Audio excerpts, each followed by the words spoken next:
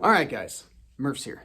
And today we're going to go over a little thought exercise. Now, for those of you who might be new to the channel, thought exercises are when I pick a situation or scenario and I plan out what weapon systems and equipment that I would use for that scenario. Now, I've been doing this type of thing since I was a kid, and I used it to kind of challenge my own preconceived notions by employing a couple of different limiting factors and all that kind of stuff to make me step outside of my own box, the box of my creating whatever it is that I have, things that I like, and view things in a different light so that I learn new stuff, or I think about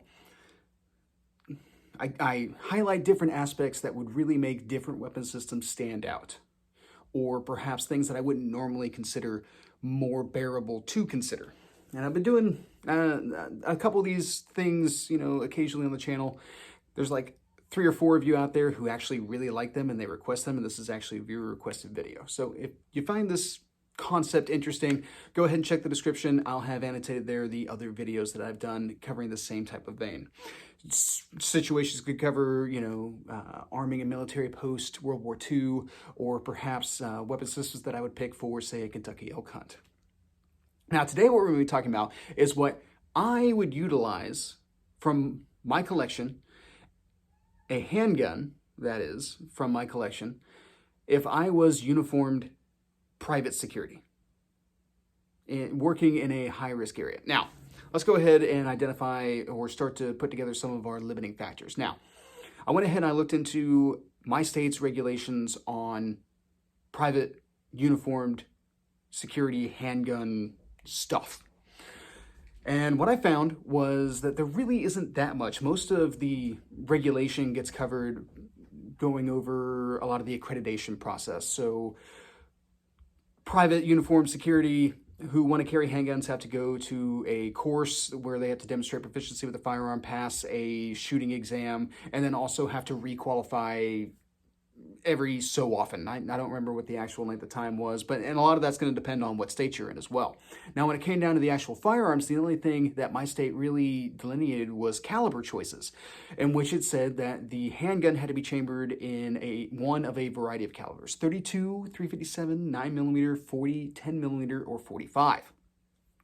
So we've got a lot of options here right off the bat. So now let's go ahead and kind of look into what was prescribed in this scenario. Well, we're talking about uniformed security at this point. So we're not talking about having to do like undercover private security or any of that type of stuff. I'm not running around in a suit where I perhaps want to have a little bit smaller handgun. No. We're talking about a duty belt in a duty uniform. So at this point, I now have a more substantial belt that's able to take the weight of a heavier handgun and all that type of stuff. So that makes me think right off the bat, we're thinking full-size duty pistol, like a Glock 17 or an MP9 or something along those lines.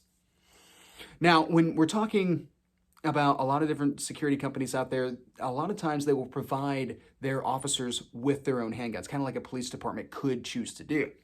And in that process, they'll go through an accreditation, they'll conduct some testing, or at the very least check on like some YouTube reviews or something like that and select a firearm from, different manufacturers.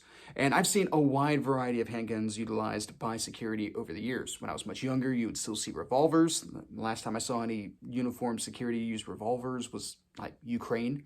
But here more recently, I've seen XDs, MMPs, Glocks, all that type of stuff. Wide variety of handguns have been used by private private security contractors. Had a glitch there for a second. Private security contractors. Now, sometimes, just like police departments, private security contractors will get really bent out of shape over certain aspects of firearms. They're going to really be looking for like a safety aspect, to where perhaps they mandate an external safety. Or in the case of a surplused out MMP that I was looking at not too long ago that came from Brinks, it actually had a magazine disconnect safety, which is very surprising. Now, if you've never heard of this, magazine disconnect is when you remove the magazine from a firearm, it disables the trigger. And this has popped up from time to time as kind of a safety consideration. I'm not a big fan, and we'll talk about that more here after a little bit. Now, in this case, it was up to my choice from my own collection. So I kind of get to dictate what it is that I want to see in my duty gun at that point. So what I decided to go with was, once again, full-sized handgun, preferably chambered in 9mm with the highest flush fit capacity magazines that I can get. Now, why 9mm? Well, we're fighting with handgun cartridges, right? And if you sit down and really crunch the math on a lot of handgun cartridges, when it comes to energy and velocities and all those types of things, they're really not that different. We're being completely honest here. Now, also in modern manufacture with modern metallurgy and modern design bullets, 9mm is meeting FBI standards for penetration and expansion, 18 inches and up for penetration through ballistic media, as well as 1.5 times expansion. It's performing just fine, and it's meeting the requirements that are being put out by federal agencies. So at that point, 9mm is a pretty viable option. In addition to that, I get high capacity magazines, greater than 15 rounds out of a flush fit handgun. That's pretty good. That's something that I want to pursue, because if I have to fight with a handgun, I want more bullets. Already I'm dealing with suboptimal ballistics because I would rather fight with a rifle if I can support it, which in this case I cannot. So if I can't have that, then I want more bullets. I want more rounds on hand to be able to end the fight with however many threats it is that show up. We are working in a high threat area. To me, that kind of indicates possibility of gang activity. So with those kind of being our limiting factors, what does that do for me in my own collection? Well, guys, I got a lot of handguns, and I even have a lot of 9mm handguns, but I don't necessarily have a lot of full-size 9mm handguns. Now, it'll come as no surprise to people who've been with the channel for a little while that the first place my mind jumped was this. A Generation 4 Glock 34, previously reviewed on the channel. Now, of course, we have 17 round capacity flush fit magazines. We have a slightly longer than 5-inch barrel. It's definitely a full-size, practical tactical, as Glock has termed it, duty pistol. And I gotta be completely honest, guys, I don't have a lot of issues with this handgun. Already, you know that I'm a huge Glock fanboy right off the bat, have been ever since I was like 10 years old. And the practical tactical line is just some of the best of the off-the-shelf Glocks. Absolutely are. This handgun is amazing. I have competed with it. I've taken it to classes, all that kind of stuff. It is an absolute laser beam whenever it is that you're doing your part. If I had one issue, it's a very minor issue, is that it's a little long. And if I'm going to be spending a lot of time sitting in a chair or perhaps riding around in a security vehicle, this could become uncomfortable. Not necessarily from the standpoint of, oh, it could get hooked on a seatbelt or something like that, just that it might change the dynamic of pressing into my hip or something like that over long periods of time seated. And that's kind of a factor. Comfort's kind of a factor, guys, especially if the vast majority of the time this gun's just going to be riding around in that holster, pressing into your hip, more so than it's going to be coming out and fighting off bad guys and all that kind of stuff. Comfort's a factor. So, with that being the case, and just because I don't necessarily want to pick the first handgun right off the bat, let's go ahead and compare it to some other options out of my own collection. Like this Browning Hipower. Now, I'm a huge fan of the Browning Hipower. I have just this absolute love affair with its lines and all this type of stuff, and I really do enjoy this pistol. We are talking about an all-steel, full-sized handgun. So I've got plenty of weight to stop up recoil and all that kind of stuff. Not that 9mm is heavily recoiling, just as much as it's an opportunity to be able to really keep the gun on track and really bog down those opponents with bullets at that point. And I have a belt that can sustain the weight, so it's not necessarily going to drag on my hips real hard or anything along those lines. However, we've got a couple of issues, and it has pretty much everything to do with the magazine. These are 13-round standard capacity magazines and the Hipower. Now, when this first came out in the 1930s, this was high technology. Today, it's most definitely not, especially when you consider that grip-wise, it's pretty much the same size as a Glock 34. So, unfortunately, it's kind of missing the boat on capacity. Now, in addition to that, we also have a magazine disconnect safety in this handgun. It's problematic for a couple of reasons. I'm really not a big fan of magazine disconnects, and that's primarily because, especially with this handgun, I lose the drop-free magazine capability of it because the magazine disconnect lever actually puts pressure against the magazine. So that requires that whenever it is that I'm doing a mag change, I have to strip the magazine out. Now that's not bad when I have both hands functioning because this hand is already driving to my belt and it has to come off the gun anyway. So at that point, it might as well strip the magazine free. And I've practiced that quite a bit. It's not a big issue. However, if I run into a condition where I only have the use of one arm, this not being drop free kind of becomes an issue. Now, you can deactivate the magazine disconnect safety. However, that could cause some problems with a prospective security company. Like if I ran a company and I found out that my guys were going in and deactivating safety mechanisms, I would be pretty unhappy. I would start asking hard questions like, why didn't you just pick another handgun at that point? Why are you going in and modifying safety aspects of the gun? I could definitely see that being an issue. Now, is anyone likely to catch on?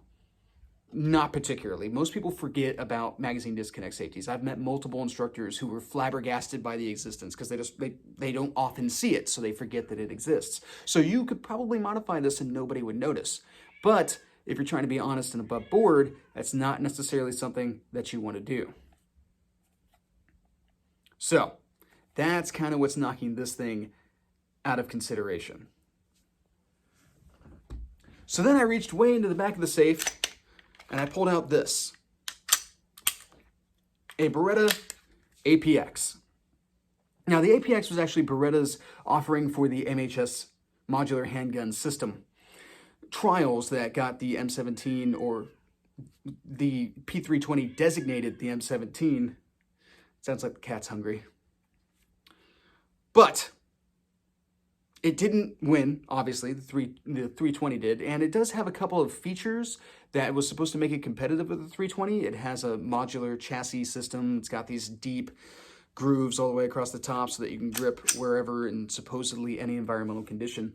However, the modular system is not as good as that of the 320s. It's not as easy to install and reinstall and all that kind of stuff. And I don't actually think these are that helpful in like wet, slimy conditions as Beretta makes them out to be. However, as just a polymer striker-fired handgun, this thing is no better or worse than anything else. It does its basic functions absolutely spectacularly. I have 17-round flush fit magazines, and what I actually find to be really interesting are this gun's dimensions. Now, this is a 4¼ inch barrel, which makes it just a little bit longer than this Glock 45. You can see that right there, just a tad longer. But if we put them up against grips, they're fairly comparable in grip length with, I would say, the APX being just a tad longer. And what I've noticed is this handgun, and it could just be based on its ergonomics and how it's laid out and all this kind of stuff, it handles a lot like the Glock 45. Now, if you guys haven't ever really put hands on the Glock 45, what's very interesting about it is that you have a lot of grip in order to be able to build a good master grip before you draw from holster or concealment or whatever it is that you're carrying this thing in. And then the shorter slide actually makes it a little bit more comfortable to be in the seated position with, as well as it tracks more naturally across targets with the shorter barrel. And I think the shorter barrel in combination with the longer slide makes it very easy to track it across multiple targets and all that kind of stuff. And that's what I really appreciate about this handgun. In addition to its ergonomics making one-handed shooting fairly easy.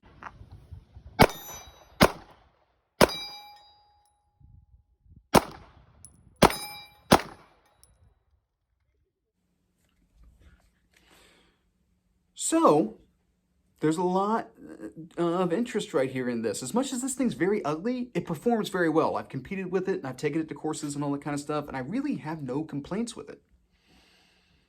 So, with these options, what's my choice? Well, what I decided to go with is that for the start of work, I would pick the APX. You know, go to work with this the first day, maybe, you know, go for a month or so with just this handgun, and then reevaluate whether or not a Glock 34 would be comfortable. You know, if I'm spending a lot of time in a seated position and all that kind of stuff, and perhaps kind of a narrow chair, where this gun is kind of rubbing up against it, but isn't causing me any discomfort, but perhaps the Glock 34 with its slightly longer slide would. Well, at that point, I guess I would just stick with the APX. However, if that's not an issue, then I would ditch the APX and go with the Glock 34. I don't think I can go wrong with either option, if I'm being completely honest. So all that's really left to decide is comfort. And I actually like to base a lot of decisions this way. So I'll go ahead and pick something that's fairly vanilla, kind of basic in all honesty. and carry that for a little bit until I get a better feel for how the situation is going to play out, and then adjust appropriately to maybe something that has a little bit more flair, or maybe has a better application in the setup overall. I just needed to see whether or not it would actually fit in and not cause some sort of issue. So this is the choice that I'm going with, the Beretta APX.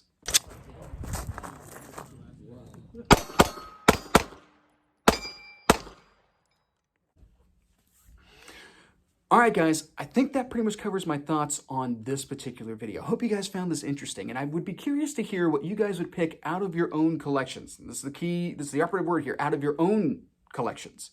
So go ahead and drop that in the comments section. Now, if you're a subscriber or you found this content interesting and you're going to subscribe, go ahead and stick around past this next part so I can kind of, quiz you guys on something that I've been kind of thinking about getting into. But for everyone else, that's pretty much what I got. Have a good day.